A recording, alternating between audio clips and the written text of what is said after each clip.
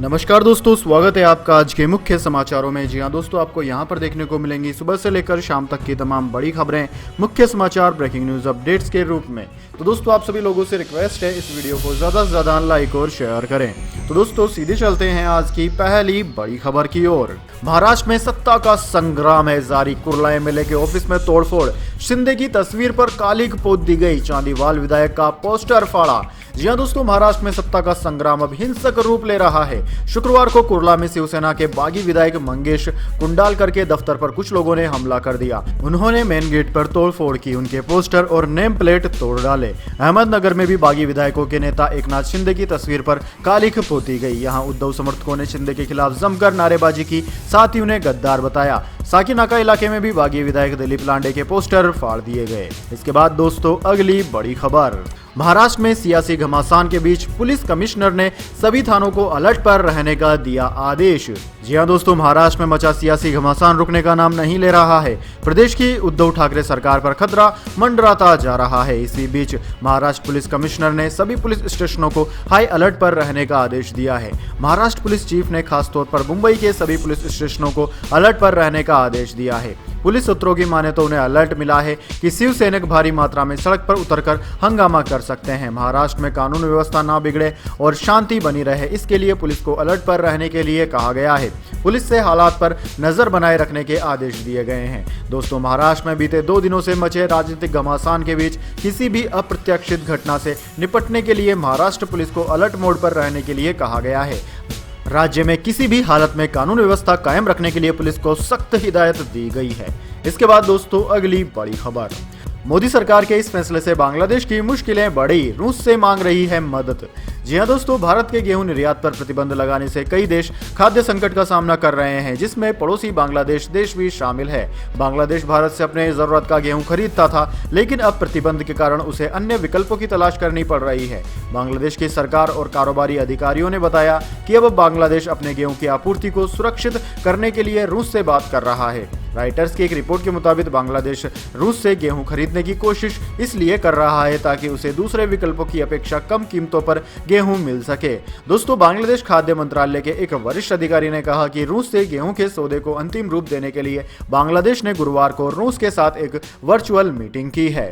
इसके बाद दोस्तों, अगली बड़ी खबर। मात्र 24 घंटे में अपने बयान से पलटे एकनाथ शिंदे, बोले हमारा किसी राष्ट्रीय दल से संपर्क नहीं। जी हां दोस्तों, महाराष्ट्र में पल पल बदलते घटनाक्रम के बीच शिवसेना के बागी विधायक एकनाथ शिंदे ने एक दिन पहले दिए गए अपने बयान से पलटते हुए शुक्रवार को कहा कि कोई भी राष्ट्रीय दल उनके संपर्क में नहीं है। गुरुवार शाम को शिंदे ने एक वीडियो जारी किया था, जिसमें उन्होंने बागी विधायकों को संबोधित करते हुए राष्ट्रीय दल के समर्थन का दावा किया था। वीडियो में वह यह कहते हुए दिख रहे थे कि चाहे जो हो जाए, जीत हमारी होगी। एक राष्ट्रीय दल है, एक महाशक्ति। आप जानते हैं कि उन्होंने पाकिस्तान को मात दी। उस दल का कहना है कि हमने एक ऐतिहासिक निर्णय लिया है और उसने हमें हर संभव मदद का भरोसा दिया है। शिंदे ने कहा था कि उस दल ने कहा है कि अगर आपको कुछ चाहिए तो हम आपको निराश नहीं करेंगे। जब भी आपको किसी सहायता की आवश्यकता होगी, हम देंगे। शिंदे से एक टीवी चैनल पर पूछा गया कि क्या भाजपा उनके समूह का समर्थन कर रही है, तो उन्होंने कहा कि बड़ी शक्ति का समर्थन मिलने से मेरा मतलब बाला साहेब ठाकरे और आनंद दिघे से था। राज्य में उद्धव ठाकरे के नेतृत्व वाली सरकार में मंत्री शिंदे से जब पूछा गया कि महाराष्ट्र का राजनीतिक संकट कब खत्म होगा, तो उन्होंने कहा कि कुछ समय बाद सब कुछ स्पष्ट हो जाएगा। इसके बाद दोस्तों, अगली बड़ी खबर। एनडीए की उम्मीदवार द्रौपदी मुर्मू ने दाखिल किया नामांकन, सोनिया गांधी, ममता बनर्जी और शरद पवार को किया फोन। दोस्तों, सत्ताधारी राष्ट्रीय जन लोकतांत्रिक गठबंधन एनडीए की ओर से राष्ट्रपति पद की उम्मीदवार द्रौपदी मुर्मू ने शुक्रवार को प्रधानमंत्री नरेंद्र मोदी सहित भारतीय जनता पार्टी के वरिष्ठ नेताओं की मौजूदगी में अपना नामांकन पत्र दाखिल कर दिया। प्रधानमंत्री मोदी ने संसद भवन परिसर स्थित राज्यसभा महासचिव के कार्यालय में निर्वाचन अधिकारी पीसी मोदी को मुर्मू के नामांकन पत्र सौंपे। मुर्मू के साथ नामांकन दाखिल करने के दौरान बीजेपी के वरिष्ठ नेता अमित शाह, राजनाथ सिंह, जेपी नड्डा, कई राज्यों के मुख्यमंत्री और सहयोगी दलों के नेता मौजूद थे। दोस्तों, बीजेपी नेताओं के अलावा वाईएसआर कांग्रेस के विजय राय सेड्डी, ओडिशा की बीजू जनता दल सरकार के 2 मंत्री और उनके नेता सस्मित पात्रा, अन्ना मुद्रक नेता ओ पनीरसेल्वम, थम्बी दुरई और जनता दल के राजीव रंजन सिंह भी मौजूद थे। इसके बाद दोस्तों अगली बड़ी खबर, अग्निपथ योजना के तहत वायुसेना में भर्ती प्रक्रिया शुरू, अब तक इतने छात्रों ने किया रजिस्टर। जी हां दोस्तों, अग्निपथ योजना के तहत भारतीय वायुसेना में अग्निवीर वायु बनने के लिए पहले दिन करीब 3800 आवेदकों ने ऑनलाइन रजिस्ट्रेशन किया।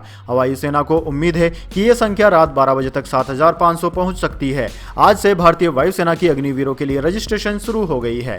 ऑनलाइन रजिस्ट्रेशन के लिए वायुसेना ने अपने CASB यानी कि central airman selection board website पर अग्निपथ वायु के नाम से एक अलग विंडो तैयार की है। इस विंडो पर जाकर अभ्यर्थी अग्निवीर बनने के लिए ऑनलाइन आवेदन कर सकते हैं। दोस्तों 24 जून से लेकर 5 जुलाई तक अग्निवीर बनने के लिए देश के युवा इस वेबसाइट पर रजिस्ट्रेशन कर सकते हैं। वायुसेना का दावा है कि इस साल के अंत तक यानी कि 30 दिसंबर 2022 तक अग्निवीर वायु का पहला बैच अपनी ट्रेनिंग शुरू कर देगा। अग्निपथ विंडो में ही अग्निपथ योजना का नोटिफिकेशन भी अपलोड किया गया है, जिसमें अभ्यर्थियों के लिए योग्यता, नियम, कानून और सुविधाओं सहित सभी जानकारियां है। इसके अलावा देश के वीरता मेडल की भी इसमें जानकारी दी गई है। इसके बाद दोस्तों अगली बड़ी खबर, राहुल गांधी के ऑफिस में तोड़फोड़, वायनाड दफ्तर में घुसी भीड़, कांग्रेस का आरोप, हमलावर SFI के कार्यकर्ता, उन्होंने स्टाफ को भी पीटा। जी हां दोस्तों, कांग्रेस सांसद राहुल गांधी के केरल के वायनाड दफ्तर में शुक्रवार दोपहर कुछ लोगों ने तोड़फोड़ कर दी। कांग्रेस ने घटना के पीछे स्टूडेंट्स फेडरेशन ऑफ इंडिया का हाथ होने का आरोप लगाया है। पार्टी ने कहा है कि SFI के गुंडों ने पार्टी कार्यालय में मौजूद स्टाफ से मारपीट भी की। कांग्रेस सांसद के दफ्तर में तोड़फोड़ का वीडियो भी सामने आया है। इसमें दिखाई दे रहा है कि शुक्रवार दोपहर को वायनाड में कुछ लोग कांग्रेस सांसद के दफ्तर की खिड़कियों पर चढ़ गए और तोड़फोड़ शुरू कर दी। हाथों में SFI के झंडे के लिए कुछ लोग दफ्तर के अंदर तक पहुंच गए। वहां इन लोगों ने नारेबाजी की और उस सामान भी तोड़ डाला। कांग्रेस ने राहुल गांधी के दफ्तर पर हमले के लिए केरल के मुख्यमंत्री को जिम्मेदार बताया है। इसके बाद दोस्तों अगली बड़ी खबर, नेपाल ने अमेरिका को दिया बड़ा झटका, चीन ने कहा बिल्कुल सही फैसला। जी हां दोस्तों, नेपाल ने अमेरिका के सैन्य और सुरक्षा से जुड़े program state partnership program SPP में सहयोग करने से मना कर दिया है। अमेरिका का साथ न देने के नेपाल के इस फैसले से चीन काफी खुश है और उसने कहा है कि वो नेपाल सरकार के फैसले का स्वागत करता है। चीन का कहना है कि वह नेपाल की स्वतंत्र विदेश नीति का समर्थन करना जारी रखेगा। चीनी विदेश मंत्रालय के प्रवक्ता वांग वेनविन ने गुरुवार को एक डेली ब्रीफिंग में कहा कि एक दोस्ताना और करीबी पड़ोसी और रणनीतिक सहयोगी भागीदार के रूप में चीन नेपाली सरकार के फैसले की सराहना करता है कि वो SPP के साथ आगे नहीं बढ़ा। इसके बाद दोस्तों अगली बड़ी खबर, फीफा रैंकिंग में भारतीय फुटबॉल टीम ने लगाई लंबी छलांग, जाने किस स्थान पर पहुंच गई है टीम।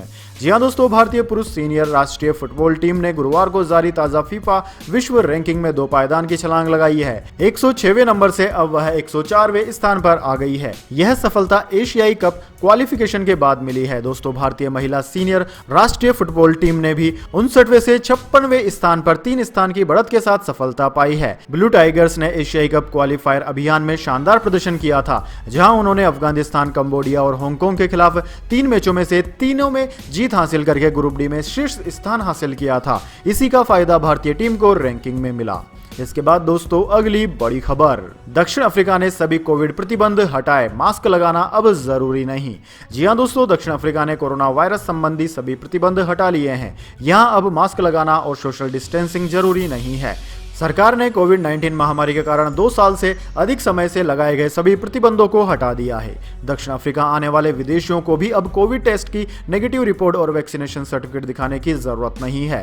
फहाला ने कहा कि 3 सप्ताह से अधिक समय तक पॉजिटिव डायरेक्शन की तरफ बढ़ने के बाद हमने पता लगाया कि पीक इन्फेक्शन सब वेरिएंट द्वारा संचालित एक सीमित 5वीं लहर थी, जो चिंता का कोई नया रूप नहीं था। ये धीरे धीरे कम भी हो रहा है, इसलिए प्रतिबंध हटाने से कोई जोखिम नहीं होगा। इसके बाद दोस्तों अगली बड़ी खबर, अमेरिकी सुप्रीम कोर्ट ने गर्भपात के अधिकार को कर दिया खत्म। जी हां दोस्तों, अमेरिका की सुप्रीम कोर्ट ने शुक्रवार को बड़ा फैसला सुनाते हुए गर्भपात के अधिकार को समाप्त कर दिया है। इस कानून के तहत अमेरिकी महिलाओं के पास अधिकार था कि वे गर्भपात कराने या ना कराने का खुद फैसला ले सकती है। अदालत ने 1973 के ऐतिहासिक रो वी वेड के फैसले को पलट दिया, जिसने महिला के गर्भपात के अधिकार को सुनिश्चित किया और कहा था कि अलग अलग राज्य स्वयं प्रक्रिया को अनुमति दे सकते हैं या प्रतिबंधित कर सकते हैं। इसके बाद दोस्तों अगली बड़ी खबर, कार्तिक आर्यन को गिफ्ट मिली 4.7 करोड़ की MC लारेन GT, इसकी टेक्नोलॉजी उड़ा देगी आपके होश। जी हाँ दोस्तों, बॉलीवुड एक्टर कार्तिक आर्यन को गिफ्ट में MC लारेन GT मिली है। किसी भी बॉलीवुड एक्टर को गिफ्ट में कार मिलना कोई बड़ी बात नहीं है, बड़ी बात है MC लारेन GT का मिलना, क्योंकि कार्तिक आर्यन इस कार के पहले भारतीय ओनर बन गए हैं। दोस्तों, इससे पहले भारत में यह कार किसी और के पास नहीं थी। उन्हें यह गिफ्ट हाल ही में रिलीज हुई फिल्म भूल भुलैया 2 की सफलता के लिए मिला है। दोस्तों, गिफ्ट टी सीरीज के चेयरपर्सन और प्रोड्यूसर भूषण कुमार ने दिया है। दोनों ने इस स्पोर्टी कार के सामने पोज करते हुए फोटो शेयर की। दोस्तों, MC लारेन GT कार ही नहीं बल्कि सुपर कार है। इसकी वजह कार में मिलने वाले फीचर्स और टेक्नोलॉजी है। भारत में कार की एक शोरूम कीमत 4.7 करोड़ रुपए है। यह भारत में मौजूद सबसे किफायती MC लारेन कार है। दोस्तों, ये एक 2 सीटर कार है जो बेहतरीन एयर डायनेमिक्स के साथ आती है। इसमें 4.0 लीटर का ट्विन टर्बोचार्ज्ड V8 इंजन दिया गया है। यह इंजन कार को 612 हॉर्स पावर की ताकत और 630 Nm से ज्यादा का टॉर्क प्रदान करता है। दोस्तों, V8 इंजन की मदद से कार महज 3.2 सेकंड में 62 किलोमीटर प्रति घंटे की रफ्तार पकड़ लेती है। कार को आप 203 मील प्रति घंटे की रफ्तार से दौड़ा सकते हैं। इसमें इलेक्ट्रॉनिक स्टेबलाइजेशन कंट्रोल सिस्टम दिया गया है जो आपको ड्राइविंग के दौरान सेफ और सिक्योर फील कराता है।